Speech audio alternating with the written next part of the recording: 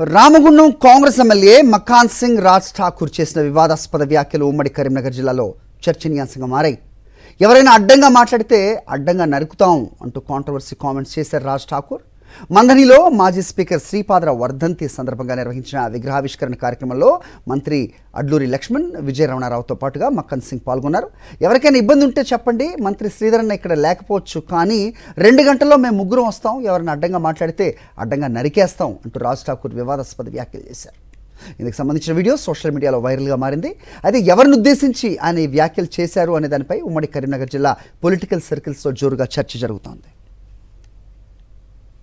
శ్రీధరన్న ఇక్కడ ఉండకపోవచ్చు, ఒక్క 2 గంటల్లో కుయి కుయి అనుకుంటా ఇక్కడ మీ ముగ్గురు నాయకులం ఒక్క క్షణంలో వస్తాం, ఎవరైనా అడ్డంగా మాట్లాడితే అడ్డంగా నరుకుతాం అనే విషయం చెప్తాను.